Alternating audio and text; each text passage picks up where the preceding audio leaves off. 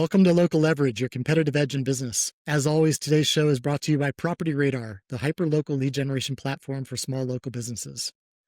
Today's guest is Todd Bookspan, a top 25 loan officer in the country turned team leader. He's a no BS mortgage coach and now an executive at Guild Mortgage, where he's scaling culture and performance across the mortgage industry. In this episode, you're going to hear how to make yourself stand out as a loan officer, how to take control of your time and win your day by noon, and tons of other golden nuggets if you're a loan officer. Let's get into it with Todd Bookspan. Well, Todd, welcome to the show. It's great to have you here today. Mark, it is super exciting to be here. I'm ready to rumble. Fantastic.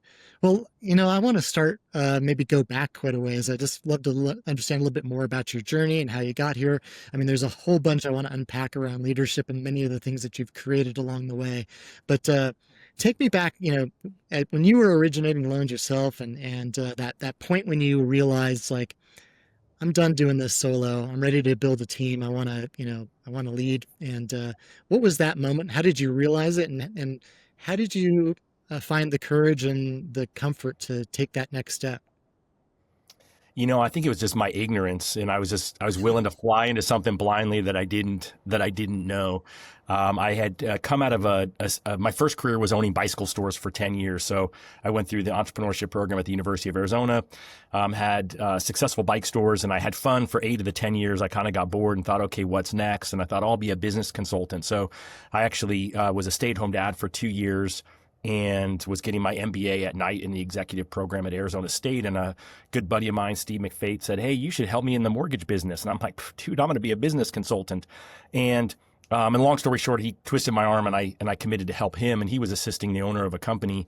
And, this was right after 9/11. So, interest rates were still in the high sevens and, just starting kind of that run that we had for a long time of rates getting lower. And what I realized real quick was I had good examples, right? My friend was assisting the owner and he was doing the task for the owner that the owner didn't want to do. And then I was assisting him, who was the assistant, who was a super high level assistant. That's probably a bad thing to call him, but kind of his right hand. And I was doing the tasks that he didn't want to do.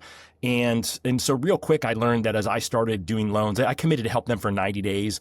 And after 30 days, they're like, dude, you got this, you're on your own. And so I was like, all right, shoot, I'm on my own. But, I actually hired one of my stay-at-home mom friends, literally, less than 2 months into the business to help me.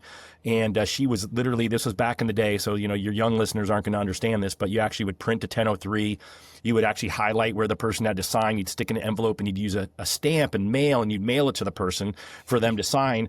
And so I had a stay-at-home mom friend. She did that for me, and then she managed my ACT database, entering in the clients that I had in my leads. And so I really hired someone really early on to do the things I wasn't good at. And I think I was just dumb and thought, hey, this would be fun. And she was bored, I was bored, and so it was just one of those things where I had a handful of hours in a day to work before I picked up the kids from school. And then, of course, I was answering the phone while the kids were screaming in the playground and in the car and all that kind of stuff. But it was a lot of fun. But I bottom line was that's a long answer to, what, I just jumped in really quick and hired it because I realized real quick that I was only good at certain things.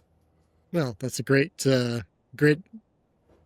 observation about yourself. And I think I tend to like to start from hiring the assistant first, right? Before I start building the rest of the team.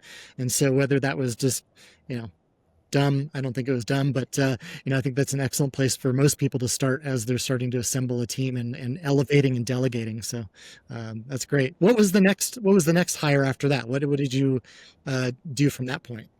It's kind of interesting because I was really fortunate. There used to be a magazine called Mortgage Originator Magazine, and they had a little tour that would go around, and there'd always be 3 speakers, and they were always pitching something. And the first one I actually bought, there's a guy named Mark Klein out of California, still originates, and Mark was pitching Mortgage Coach. So I bought Mortgage Coach. I invested in myself before I ever spent any money. 6 months later, Barry Habib came through. I invested in his previous product, MBS Highway. And then 6 months after that, so 1 year into the business, Tim Brahim came through and I bought Loan Toolbox. And listening to Tim's interviews in there, I hired a coach. And so I got actually pretty lucky. So, as I was listening to these interviews and watching these other top originators grow, I actually I called it a processor with a personality. I found a processor who was really, really great at doing loans, had the same vision for customer service that I had. And she was really great once the lead was there, taking that all the way to close. But what she wasn't great at was, and what she didn't enjoy was going out there and getting the business. And so I was pretty fortunate, and I tried to hire her just as a processor, but my company wouldn't let me. They said, "Oh, no one here has their own processor. You can't have your own processor." And I'm like, "Well, I'll pay for it. So I just want to have someone," because that was the bottleneck at our company. And so, I felt like I was pretty smart with my business degrees, that I could sort of see how you need to get something through the process. And they said, "No, she can't be that." So really what she ended up being was a great loan partner. I would take the initial call, the application would come in, she'd call the client, win them over, even more, gather their documents, run it through DU and make sure the loan was ready to go, and then manage it through the system and manage basically the processor at that point. And so, so pretty quick, I hired that role, which I think was really pivotal for me at that time, because it allowed me to go out there and do business development, and do the things that I truly enjoyed and I was good at. And then at the same time, I hired a coach. So one of the interviews in Loan Toolbox was with Daniel Harkavy, the founder of Building Champions. And they had this brand new coach at the time, 1 year in, and his name was Bill Hart. And, Bill's obviously an industry legend, but I had the huge blessing of having Bill as my coach for, 4 years. And that was literally just about a year into the business. And so that to have somebody with that kind of talent, at that time, his experience was mainly on the real estate side of coaching real estate agents when he was at Century 21. However, he had been coaching top loan officers for a year at that point, and he was just so valuable. So I think really it was a key hire to help me do loans better, keep me in my genius zone, and then also someone actually tapping me on the shoulder to make sure I was doing the right things and to answer those questions when I got stuck. Well, and just, armchair quarterback, it sounds like one of your genius zones was business development, being able to generate enough activity to keep a processor and yourself busy. And then secondly, maybe is the, maybe, I don't know if it's natural or if it's just, acquired along the way and your interest in coaching, but, and your immediate recognition that you can be a team builder and be focusing on, people and systems and all the rest. But, so let's talk about that business development aspect. What is it about your process or about you as an individual that allows kind of that business development and lead generation to happen so naturally? It's kind of interesting because, for me, I just followed what I was passionate about, and I wasn't smart enough when I got into to think, oh, I should be going after real estate agents. And so I actually had a good friend who ironically worked with me in the bike shop, who had bought a property management company. And so he and I were actually going out, and we were working the local Real Estate Investors Association group to get leads for both of us. The first house that he sold was the first purchase that I closed. Refinances were doing okay at that time. I refinanced my stay-at-home mom friends. I refinanced half my MBA class, about a quarter of my professors. So that was pretty good, lead gen at the time, and they were pretty good at referring me, business.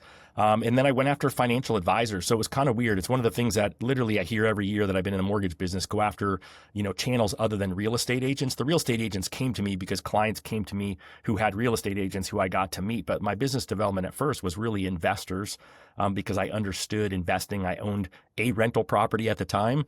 And so I felt like I had a little bit of experience. I had my MBA, so they all thought I was really smart. I used Mortgage Coach, so I looked smarter than I was. And then I was going after financial advisors with their high net worth clients, and I could have a conversation with them, and they felt comfortable with me because of my financial knowledge as well. And so that was really where I spent that time. And so I just realized, because I had someone in the office who was actually doing the quote unquote busy work, right, I was like, well, shoot, I got to work. I treated it like a job, right? I didn't look at it as a hobby. I looked at it as, hey, I really love this. My wife was practicing law at the time, ironically runs the mortgage team that we started still today. But she's like, dude, you can't have a commission job. And then I had to show her that I was making more part-time than, really anyone that I had done loans for that year. And she's like, okay, I guess you can do it because you love it. And certainly worked out, pretty well. But I really viewed it as a job. I worked hard. That's cool. And so it sounds like you built quite a bit of a referral and networking engine for most of your lead generation early on. Over the years, and as the market has shifted, how has your perspective on that changed, or has it? I think it's definitely changed, right? I think, I also got smart to realize it was a blinding flash of the obvious that I had a lack of real estate agents referring me business, and that was probably a gap that I had. And that really hit in the financial crisis because number one is, I had a bunch of rental properties at that time and I was bleeding cash, right? I was literally going negative in the net worth column pretty fast. And, I was in Arizona, and so we had a huge foreclosure market, and I Right. was just trying to figure out how to close foreclosures. That friend who I did that first deal with, who owned a property management company, he went from selling 7 homes in 1 year to selling 700 the next year for foreclosures. And I realized they had no systems for helping their buyer leads that came in. If a buyer lead literally came in, he just deleted it off his phone because he was just so busy managing all the listings. And so my perspective shifted really quick. One, out of necessity, I needed to pay bills. We had a third kid by that time. My wife was a stay-at-home mom. She's like, I better go back to work. So I convinced her to come help me in the mortgage business. And, she's been here, whatever it is, 16 years later. But ultimately, I realized that shift pretty quick, that I needed to stay there, but I also understood that you needed to have diversification. So, I still kept in touch with some financial advisors, but I also found that a lot of the financial advisors were fed up with their clients being frustrated with them for losing their money in the financial crisis, which I thought Right. was really odd. I think that's their fiduciary responsibility. So I got a little burned out on them, and really started having fun helping these REO, the foreclosure agents, create buyers teams. And I really showed them what I had built and how they could actually scale not just their listing side, but their buyer side if they let me help them with those buyer leads and help them with their teams. And that's really how I dug out of that financial crisis, and kind of really from there scaled up to continue to work with big teams, which is what my team does today, even though I don't originate on a day-to-day basis. Yeah. Yeah. And so now, I mean, you have Bookspan Baker and grown a great team. And then you made the move, to Guild. What precipitated that? Why did you make that move? And what's been the pros and cons? Well, I had some other hurdles along the way, right? So I actually stopped in 2015. I was ranked number 23 in the country for the loans I closed. I just rebuilt how I managed my day, and then I became a coach full time for Building Champions. So I went along to coaching alongside of Bill Hart and Michael Regan and some other really great friends in the coaching world. And I was totally out of mortgage for a couple of years, Okay. and had a blast doing that. And then when COVID hit. My wife, we're getting ready to go on our 30th wedding anniversary trip to Spain, and she's like, "I don't think we're going to Spain. I think COVID's really bad there." And I'm like, well, we'll go. We'll still go. I want to go on vacation." And she's like, "Well, no." And also there's this thing called refinances that are coming our way, and I think the team is going to drown. And so when I started Win by Noon, I actually got out of coaching full time, and I was really focusing full time for a couple of years on Win by Noon before COVID hit. And then I secretly did just under 800 loans over a little over 2 years with my wife, spending half that time on the road in an Airstream. And so I rebuilt my business. I'd given away all my real estate agents and the teams I work with to my team. And all of a sudden realtors are like, "Oh, you're doing loans again?" I'm like, "Nope, I'm not doing loans. I'm just helping out for a couple of days." And they're like, "Oh, well, here's my purchase." We did 1 year, 102 purchases. I think that was 2021. So I built a purchase business pretty quick too. And then now I've got a great kid I trained. I was one of my clients. I hired him and trained him, and he's running my that pipeline that I created. And so along the way became friends with Shayla Gifford, who I think is just a gift to the mortgage industry. And Shayla twisted our arm and dragged us over to Guild about a year and a half ago, and it's been really Nice. good for our team. Nice. Tell people about Win by Noon. I mean, I think a lot of folks in this industry know about it, but give us a little plug. How do you use that, and why would I use that? I think most people have gotten to the end of their day and realized that big to-do list they made of great priorities in the morning didn't get done because they were just so distracted by all the realities of what comes at you during the day, whether it's chasing down a pay stub, whether it's, a bunch of text messages coming in that are quote unquote urgent things for, pre-approving a client with bad credit or other things. And we don't necessarily prioritize our day. And, like I said earlier, I made this a business for myself.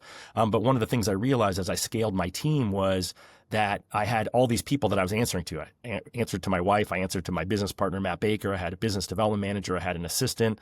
I had all these people who were counting on me, and they would schedule things on my calendar because they had access to it whenever it was convenient for them or the person they wanted me to meet with, because I was still doing business development at that time. And so that's when that last year, 2015, that I originated, I just blocked my calendar in the morning from 8:30 to 11:30, and I focused on those proactive priorities every day. And it all of a sudden took me in a flat year. Interest rates didn't go down. We didn't land a big builder or anything like that. I was just better at my job. I more consistently did the things that I told people I did, because I did do them. I just didn't do them as much as I should have done them, as much as most loan officers should. And so I created this system where I held myself accountable, and I won by noon every day. And I didn't view it as that at that time. And when I became a coach, I coached, CEO down to, some of the top originators that you guys all know in the country that were my coaching clients. I was mainly teaching team leaders who were trying to scale and grow their teams. But I also had some CEO friends who said, "Hey, I got this young gun." I called them. They're all young guys, late 20s, early 30s, who were all having their first kid and, getting ready to implode their lives if they didn't have a mentor. I was really more of a mentor than a coach. And one of them was like, "Coach, just tell me what you did." And I finally realized that, he wasn't nearly as busy as I was from a numbers perspective, but he was busy because he wasn't doing Right. it in the right way. So I walked him through how I structured my day, how I structured my week. And he's like, "Oh, coach, you won by noon." I'm like, "Oh, I better write that down." And then so if you could make that for me, I would do it. So I walked out. Our marketing guy, Adam Nelson, who's still a great friend and still does all the stuff with me with Win by Noon, my partner there. I said, "Hey, Adam, let's put this thing, let's make it happen." So I created my little Win by Noon book, and we printed 200 of them to start. And back in 2016, when I was coaching, I started a Friday mastermind with Dave Savage, founder of Mortgage Coach. And we created a group at that time that was called the Mortgage Coach Productivity Mastermind Group. It's now called the Trust Engine Productivity Mastermind Group on Facebook.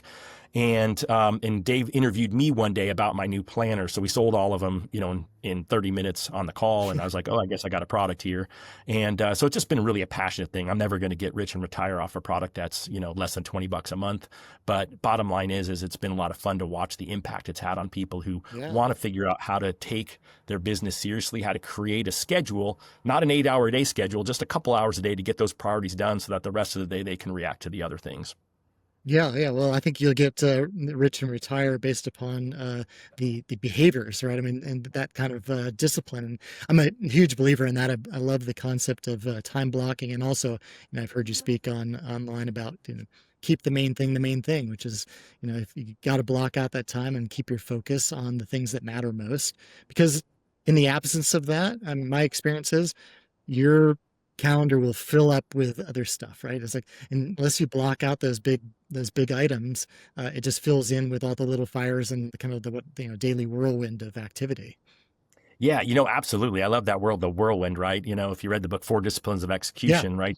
That's where we're all stuck in. And we all have these big, important goals that we want to hit at the end of the year, but we just can't get there. And, it's kind of a weird thing is that, we got in this business to set our own hours. And that's really the reason we fail is because we actually don't come in and treat it like a business. And that's where I realized, again, in the rear view mirror, I wasn't smart enough at the time to notice it, right? When you're in the bottle, you can't read the outside of the label. And what I realized is that like back to when I started, I was a stay-at-home dad. I mean, I literally peeled my daughter off my leg on the playground because, I was swinging on the swings or playing ball, and I zoomed out of there, went to the office. Luckily it was only 5 minutes away from where her school was. And then I worked till 5 minutes before the school bell, and I went and picked my kids up from there and, really had this short window of time that I had to be ultra productive in. And so what I realized was I did translate that, but along the way I lost it as we grew our team and we grew our production. We were doing great. I mean, we did 80 million in production, 400 loans for 3 straight years, but I'd written this business vision my first year in coaching with Bill Hart that said I wanted to be a $100 million producer.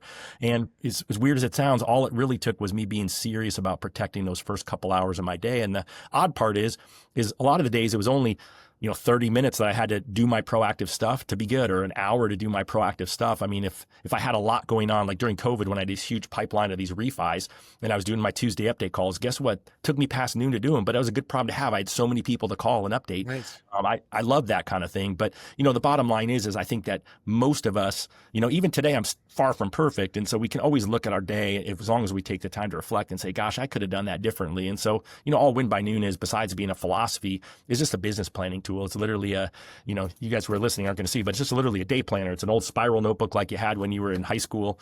And it has, 3 months of a calendar in there, and you get to just write down, those most important activities. What do I want to make sure I get done today? Who did I talk to? Who did I call? Who did I meet with? And then look at the results, because we know that success leaves clues. And it's really great to see that. Like I could see during COVID that at first, it was taking me, close to 30 conversations with someone to get a closed transaction. Then it got super busy, right? As the loans started closing, it went down to 18. If I could have 18 conversations today, I knew it was going to give me one more closed transaction. And then guess what? As we started refinancing the pipeline and as rates started going up, all of a sudden it took, we went from 18 to 21 to 28 to Right. 29 to 32. And all of a sudden, it was over 50 phone calls to get a closed transaction, which is for a lot of people where it is right now. But the bottom line is if you have a goal of a certain number of transactions, but you don't know how many people you need to talk to today in order to get there, then are you really working on that goal or not? And I think Right. the only way to actually work towards it is to block the time to do it. And I don't block, 8 hours. You can't. You have to have all that white time to react. But I think most people would be served, even you people who say you're not a morning person, to focus on those most important things, and schedule it with yourself and get it done. I totally agree with you. So I mean, I see this a lot within this industry. I mean, there's folks that just are just busy in that grind, right, in that whirlwind, and maybe don't even recognize it. Are there things that the audience can use to identify that they're in the whirlwind, that they're not pulling out? Like, what are the telltale signs that somebody needs to think about this differently and adopt this sort of a system? Well, I mean, I think you all feel it, right? You feel it because you get to the end of the day and you're exhausted, and you realize you didn't really accomplish the things that were most important to you in the morning. You realize that you let other people dictate your schedule. You didn't dictate your schedule, and so it's that whole idea of it's a word I overuse, right? Proactive, be proactive versus being reactive, and you just kind of have to think about, how did you build your business? Are you saying to a client, let's talk now, or are you saying, hey, are you available at 2 or 3 today? Because ultimately, in the end, you kind of get what you reap what you sow, right? So Right. if you've created a relationship with your real estate agents where you're going to answer the phone every time they call, that you're going to immediately call their clients regardless of the day of the week or time of day, then that's the business you've created for yourself. But instead, if you create a business where you say to that realtor, hey, you know what, I will always answer your call if it's urgent, absolutely, but hey, I'm going to block my time in the morning up until noon, and so if you need something, call me and I will answer your call. But maybe better why don't you just text me, let me know what it is, especially if it's a lead, and let me know when you need me to call them. Because what I found is that most of the time when I got a lead, that lead didn't even want me to call them right then. They wanted us to call them that day or that next day. And so I don't want to use the word trained. I encouraged Right. my referral partners to actually refer the best way to me, and then tell me, if it was during that time block and they referred me you as a lead, they're like, hey, call Mark, by 10 o'clock. And guess what? I called you by 10 o'clock. But most of the time they said, hey, Mark's just expecting your call by the end of the day, or hey, Mark wants you to call him at 2 this afternoon. And so I just sort of helped them set me up for success. And then my response to that text would have been, hey, I'm on it. Or if they called me and I knew that they were probably calling to talk to me about the football game over the weekend, I would just say, hey, sorry, assisting a client, what's up? While I'm doing the things that I was supposed to do proactively, and, they'd be like, oh, nothing much, just calling to catch up. Oh, perfect. Then that's great. I knew I could put them on my calendar for later in the day when I'm driving to an appointment or doing something else. And so we just have to understand our business. And I think most of the time it's because we just don't slow down enough to just take the time to think about it. How did my day go? What I've done differently if I could have? What can I do tomorrow that's differently? And so for me, it's just this whole idea of, I did my workout this morning. I walked for an hour. I talked to my business partner, Matt, while I was walking. I got home, jumped in the shower, jumped on here right when it started. But I already had my whole day already in my planner because I did it. I did it a couple days ago because I knew I was going to have a busy week. And so I literally already have in here what's my schedule for the day. I can look at it visually while I'm sitting here. I don't need to be stressed out that I'm missing something that I'll be reacting. Shocker, I haven't checked my email today. So people are like, oh my gosh, there could be something. But I don't know about you, but my business doesn't revolve around email. If there's certainly something that was more important, I'm guessing I would have gotten a phone call, or probably more likely a text. And so, I have looked at those today. But guess what? The funny part is, other than talking to Matt and talking to my assistant, nothing crazy is going on. Right. I did trade some messages with Ryan Grant because I love the interview you did with him. Told him how much I loved it. So, just fun things like that. Yeah. Well, I think that, yeah, I love, there's a few things in there that I think are really important to unpack a bit. I mean, that concept of, you're not necessarily training the folks you work with, but I think you are at least sharing, your way of working and your vision for how to be the best that you can be.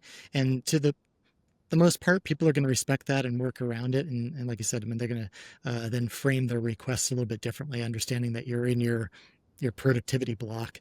The other thing I think is, um, it sounds like very much like you. Early riser, get a bunch of stuff done. When most people roll in the office, I've already had a half a day going, right? I mean, like, this is how I function, but not everybody is wired that way. And so, for me, I'm a believer of aligning my time blocks or my perfect day to match my energy and match when I'm best at a certain function. Like, there's certain times of the day that I'm really gregarious and I want to be engaged in conversations, interacting with people, and there's other times that in the day that I'm maybe a little bit lower energy and I just want to focus on writing or that sort of thing. So when you're constructing your first half of the day, you were winning by noon.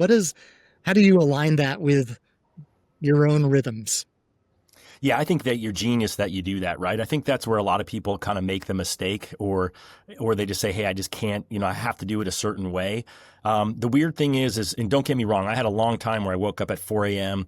I worked a kind of a rough schedule. I got up, I did all my thinking time at that early. I did my exercise, and because I had to get kids to school and I had to get to work. Now my kids are older. My youngest starts her final semester of college today. And it scares most people when I say I don't even set an alarm anymore. But I got up at 4:45 this morning. But I normally get up sometime between 5 and 6. And then I've got a really strict morning routine once I'm up. And so you definitely have to figure out, how do I start my day so I can just really be in the best place, right? Gratitude's always a huge part of that. And then I think you just have to build it out into, where do you have the energy? People always say to me, there was a study that said that the best time to get a hold of clients is either between 4 and 6 p.m. or between 8 and 10 a.m. And so I talk to a lot of real estate agents, especially say, well, I can't get a hold of clients in the morning. I'm like, well, great. That's even better. You can call way more clients and leave them a voicemail and set up a call in the afternoon. And so for me, I can think a lot in the morning, but in the end of the day, my brain is kind of mush. But I can talk when my brain is mush. I just can't think when my brain is mush. And so I built my day around that. But I think even my people who say, well, gosh, you know what? My brain is so sharp in the afternoon. Great. I still think you've got to push yourself to do those other activities. I had a realtor once, and she was so funny. She's like, Todd, I can't even get up by noon, but I can start at noon and I can win by 5. And I'm like, perfect. That's, that should be your day. And so you do have to build it that way. But I think you got to look at it into two types of activities. Like, what are those required daily activities that I have to do every single day? And, for most people, that's calling leads. And in the mortgage business is getting people who've given you their application. They've taken the time. We have the false belief that because they took the time to do the application, they're going to get us that tax return or whatever that piece of documentation we need is to get them pre-approved. And when I was a coach, I saw the biggest gap between applications and pre-approved clients. If you actually track your pre-approvals, you'll realize that's your biggest opportunity in most pipelines to do more loans, is to get that little piece of paper in their hands so that they can go out and go shopping. And so I think that's for sure should be on everyone's everyday list. And then, most coaching programs out there divide up these other target day activities, like, Tuesday update calls or whatever day they want to do it. And, have a call day, I call pre-approvals on Wednesdays, call realtors on Thursday, annual mortgage reviews on Friday, but really having this discipline around it. And then also knowing that, Monday's a holiday. Well, okay, then I got to bunch my Monday and Tuesday together. Assuming that you're fortunate enough to be able to take Monday off, or at least not be proactive on Monday, be reactive, hopefully go have fun with the family. And then, if you get a realtor call, great, take that call. That's your choice. Absolutely. I don't want to lose sight of one thing, but I want to jump back to what you were just talking about with leads. But, I wanted to make sure everybody caught, your comments around, hey, I haven't even checked email today. I think that's a big unlock. And I just want, for people's productivity, these days, you ought to be utilizing your assistant to go through your calendar and email and cull out all the stuff that doesn't need your attention, because you're right, there's maybe one thing in your inbox that needs your attention. And so if you can clear that, then you can have more productivity, in that block of your time and not be worrying about checking the emails. And frankly, if you don't have an assistant, set up an AI agent to do the same thing for you. There's no reason not to be doing that these days. That's just a nice little kind of productivity unlock I want to catch. But let's go back real quick to your comments on these leads. I was at Originator Connect this last week and in Vegas, and I was listening to a panel conversation where one of the panelists has a very big team, I think 180 originators, and they're surviving entirely on purchase leads. And the thing that caught my attention was he said that generally the highest close rate that's coming out of those leads is happening when that lead has aged for almost 20 days. And so my takeaway from that, and I'm curious about your feelings on this, was that in the very early moments that somebody is a hand raiser, maybe they jump on Lending Tree or whatever it is, they're getting flooded with people that are just trying to push the lowest rate at them and trying to snatch that deal. And he found that over this very large group of originators that they were more successful in waiting for that lead to age a bit to where the person really gets serious doesn't mean they're not touching them, but that the touches early on are not about trying to win it. The touches are about trying to establish trust so that later in the cycle, then they're effective. What's your thoughts on that? And does that mirror your experiences? First off, I love the fact that they're tracking it, right? I mean, again, data is so Totally. important. If you're not tracking it, most originators wouldn't know what that takes. And it's interesting, right? Because I find that everyone's like, well, Todd, you've got a team and you had a CRM and you had all this stuff. And so, the last few years I've done all my business development, anything else off of a spreadsheet, even though Guild has an amazing CRM and my team's required to work in it. But I've done that just to prove to the people who are worried that they can't do it on their own that you can do it off of a spreadsheet. But that just tells me consistency wins, right? It tells me that message wins, and that they've got a message of, hey, let's be helpful, versus that race to the bottom that we're seeing of, hey, I'll get you the best deal. I mean, for me, our team works with big teams, and a lot of those big teams work with Zillow Home Loans or Zillow Flex, and they have to use Zillow Home Loans. And when we first started, their value proposition was, we'll give you a free appraisal. You go out there and shop every lender you can shop, and we'll just beat it. And I'm like, well, that's not a value prop. That's No. just bad salesmanship. And they've had poor penetration with a lot of the markets as a result of the fact that they're not relationship builders. And I think that, I love that idea that not only, like I said, that they've tracked it, but then they're figuring out whatever that cadence of communication is, and it's consistent, and they're not giving up. I mean, there's statistics that, such a small percentage of leads actually get called more than once, more than twice, more than Right. 3 times. I mean, the number just goes way down. And so we used to stop at 7 and then throw back to the realtor. We called 7 times over 2 weeks with text, with emails. But now we're finding out we got to follow up longer. And so Right. I'll have to check with my team to see if it's in that 20-day range, but I bet it probably is. Yeah, well, if nothing else, I mean, you just confirm that you're having to increase the number of touch points, and I think that's a huge takeaway. That you're absolutely right. I hear so often people are cutting line way too early, like 3 touches in, or 3 outreaches. Like, man, you're not even in the window, right? You're missing it before before the game really is happening. Oh, 100%, 100%. And I just think it's an opportunity, right? I would encourage people listening to this, if your business isn't where you want it to be, or even if it is where you want to be, just, schedule an hour, right? Maybe with an extra hour afterwards, just in case you really get into the zone, but of really just evaluating, right? What does that lead part of my business look like? Like, if I was a real estate agent, would what I'm doing right now impress them? And I do think it's a written process. It sounds really weird, but one of the things that I used when I was doing business development with realtors was, hey, well, what's your current lender's written lead follow-up process? And they'd be like, what? I'm like, well, what is their lead follow-up process? And have they showed it to you in writing?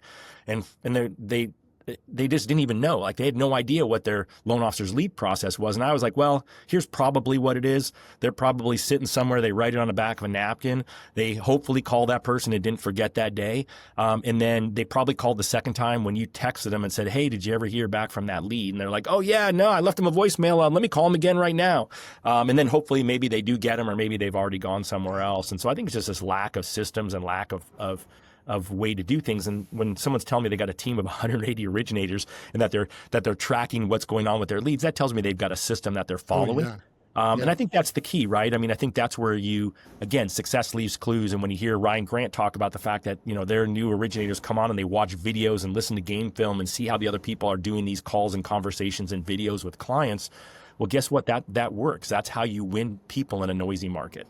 Yeah, you're tapping into something too. I think that when I talk to loan officers, oftentimes we're talking about that relationship with a realtor and how to establish a real relationship, not just hey, give me an at bat, or here's a coffee mug or something like that. But and what I try to wrap that is like, you need to establish a value-based relationship, with those folks within your network that you're relying on kind of leads from.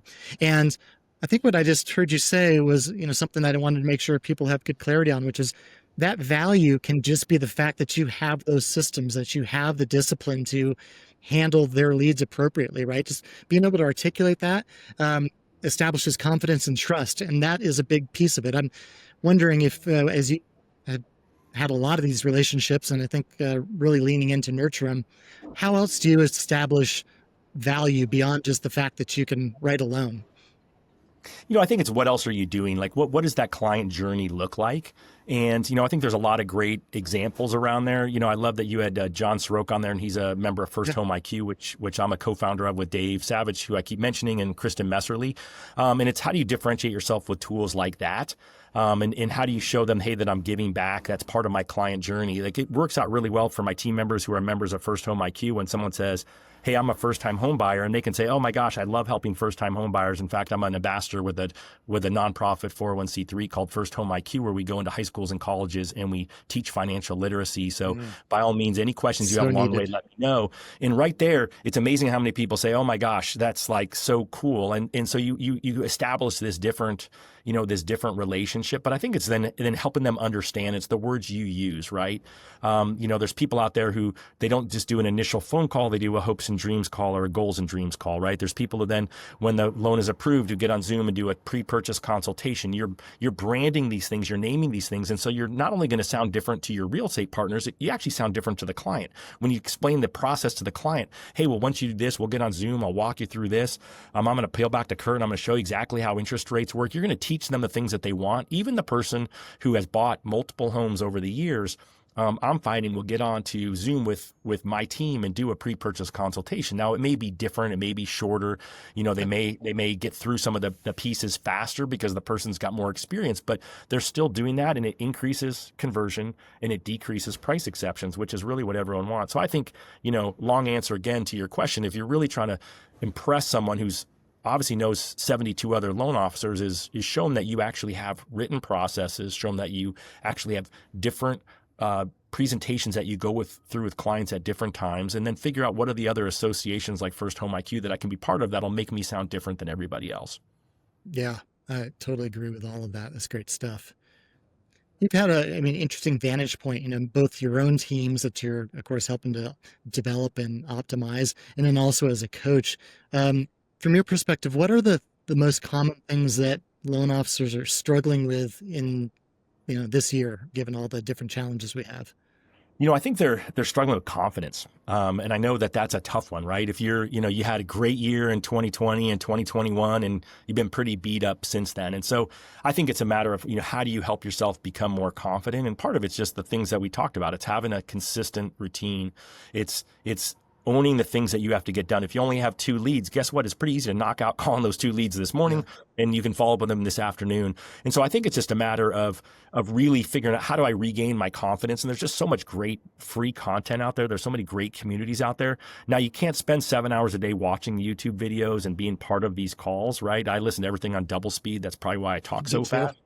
But it's a great way to do. So there's a ton of content out there. Certainly the Mortgage Coach YouTube channel, which, again, people get tired of seeing me on there, but Dave's got, three videos with just him in it for every one video with me and Deborah Bird in there. And I think it's also getting comfortable with the conversation. So one of the other places that I've really spent a lot of time the last 3 years is really deep in the work of exactly what to say with Phil M. Jones. Yep. And, I've taken it to where I originally went and got certified alongside of Deborah Bird and Denise Donahue. We had a fun time in New York with a small group of people. And then Deborah and I became certified guides. And then we've continued to actually teach exactly what to say certifications to help loan officers up their games in those conversations. And I think the main conversations they're struggling with is the one we talked about here for the last bit, is how do you actually have a conversation with a realtor and sound different than everyone else?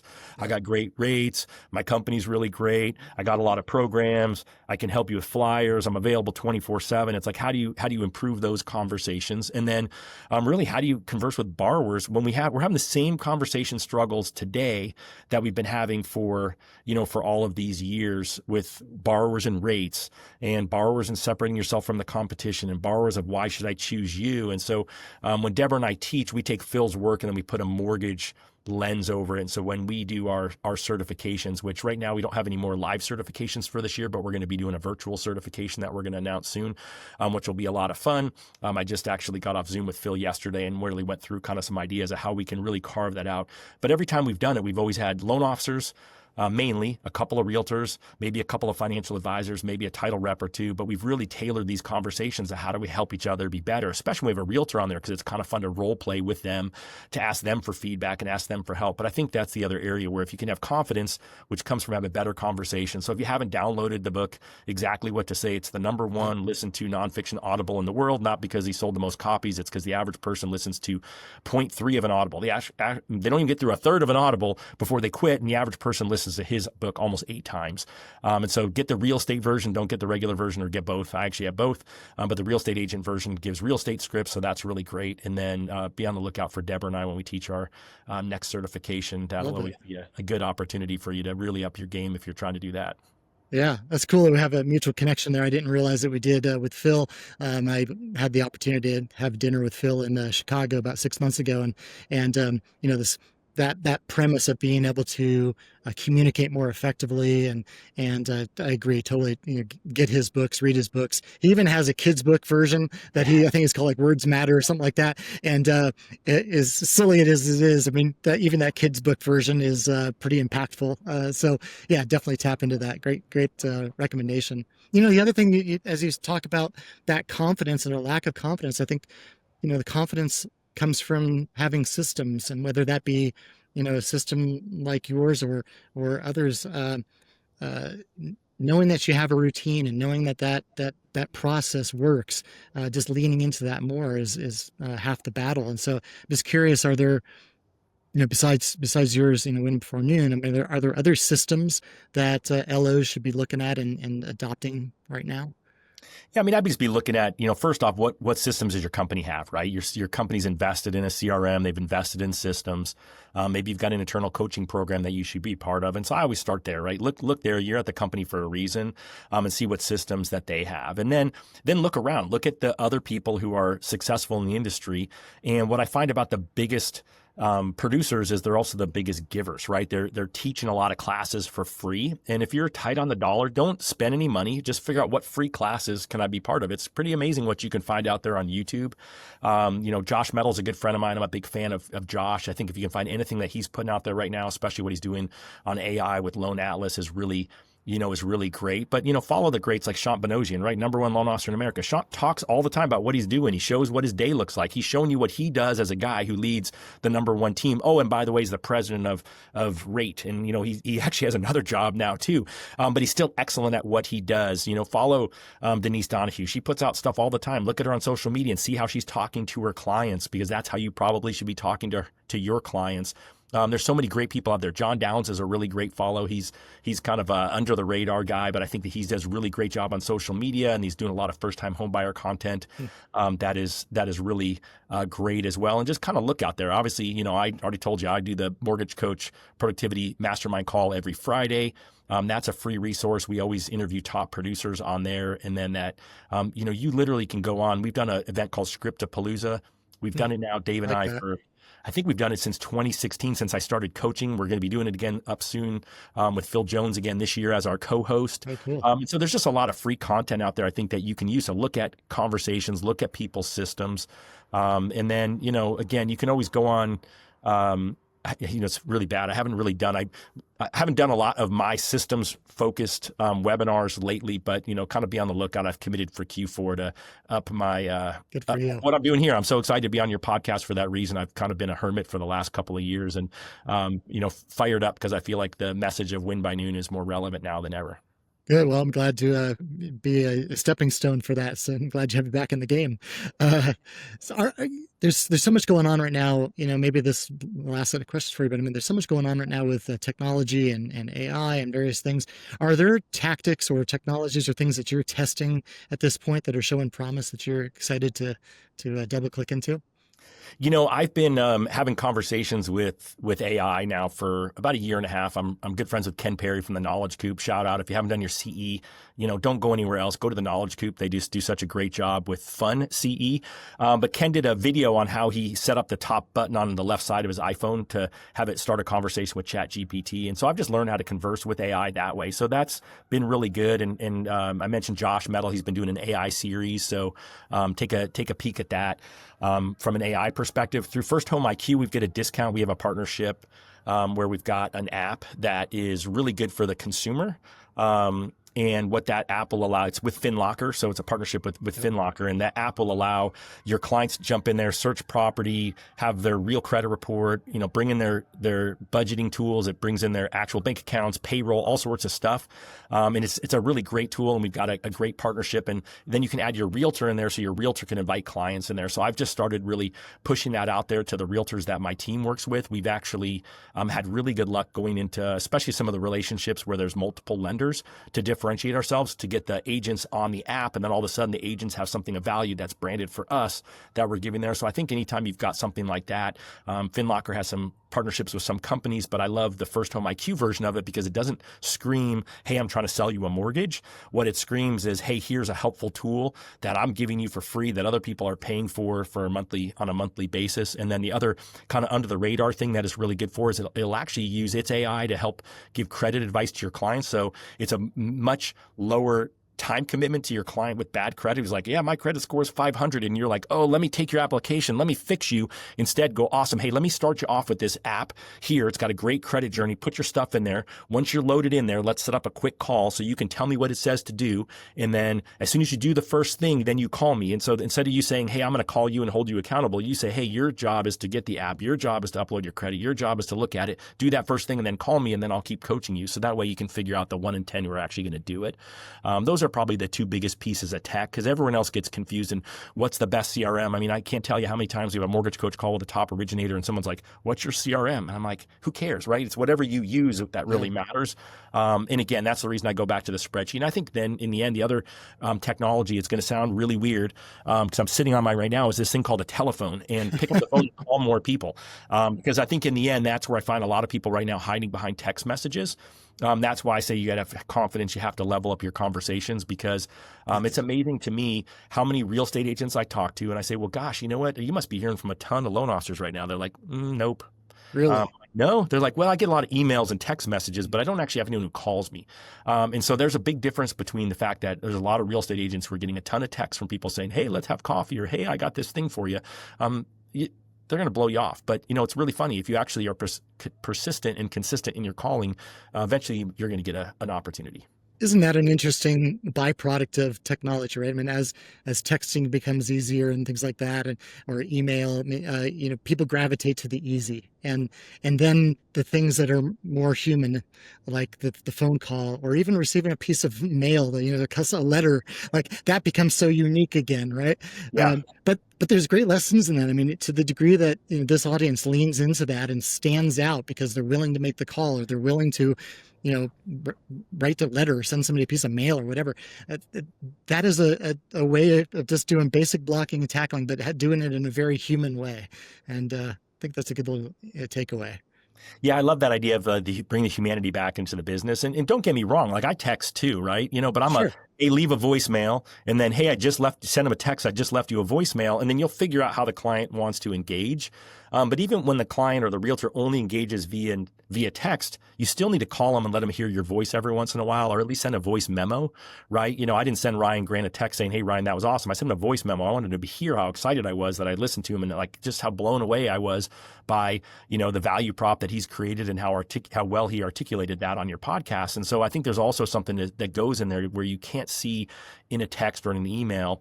There's no emotion and there's no context. And so that's oftentimes, I think, where people get it wrong. And so, in the end, I think people crave relationships. I think in a world of AI, we're not going to see it in the next couple of years, but I think when you look down the road, I think that, what'll differentiate people is that in-person part, the part that you can do that a robot can't do.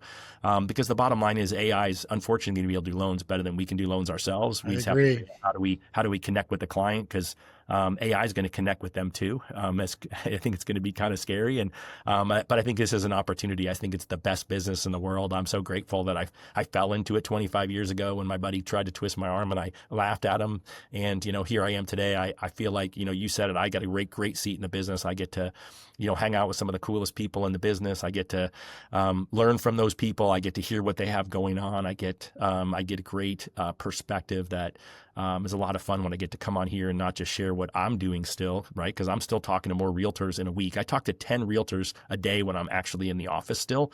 And so I'm still having more of these conversations than most loan officers I know. And that's why I think when I'm up here having these conversations, what I'm saying is still pretty relevant. And I think it's just an opportunity for other people to level up their game if they just take that just a little bit. I don't want to say take it more seriously because I think that's kind of trite, but kind of got to take it more seriously Yeah. right now. It's go Yeah. time. Absolutely. And you bring a ton of relevance, bring a ton of actionable insights. Todd, I thank you for being a guest on the show and sharing very vulnerably your experiences. Thank you. Well, it's my pleasure. My pleasure. If I can help anyone, just reach out. You know where to find me on social, and it's always an honor to actually have people invest time into hearing what I have to say. So thank you. All right. Very welcome.